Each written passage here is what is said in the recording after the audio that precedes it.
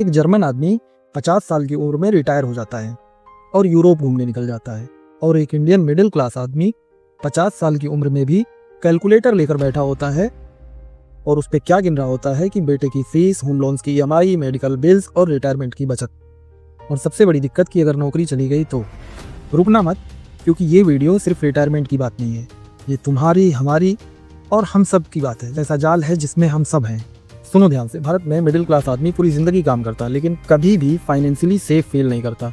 20 साल की उम्र में करियर का डर, 30 साल की उम्र में शादी और ईएमआई का डर, 40 की उम्र में बच्चों की जिम्मेदारी और 50 में माँ बाप की सेहत और 60 आते आते खुद का शरीर जवाब देने लग जाता है। मतलब पूरी जिंदगी सिर्फ खर्चों से लड़ते रहो। क्या ये सच नहीं है? अगर ये तुम्हारा भी हाल है तो अब यूरोप का हाल देखो। वहाँ लोग जल्दी रिटायरमेंट प्लान करते हैं। क्यों? क्योंकि वहाँ बेसिक ज़रूरतों का डर कंपैरेटिवली बहुत कम है। इलाज की सुविधा बेहतर है और सरकारी व्यवस्था बेहतर है, पेंशन बेहतर है, और वहाँ के लोग कमाने के लिए नहीं जीते, वो जीने के लिए भी वक्त निकाल लेते हैं। लेकिन भारत में मिडिल क्लास आदमी को पता है कि जिस दिन आमदनी रुकी उस दिन पूरी ज़िंदगी हिल सकती है। और सुनो, सबसे बड़ी दुख की बात यह है कि वो झूठ जो हम खुद से बोलते रहते हैं।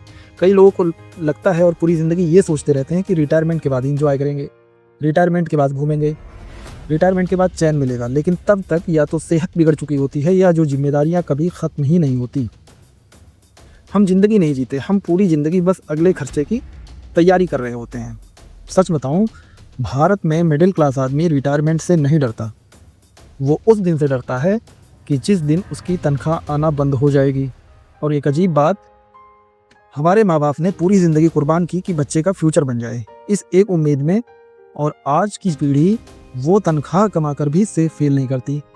महंगाई बढ़ रही है, नौकरी का कोई भरोसा नहीं है, इलाज महंगा हो गया है, और सबसे बड़ी प्रॉब्लम समाज का दबाव, वो कभी ख़त्म ही नहीं होता।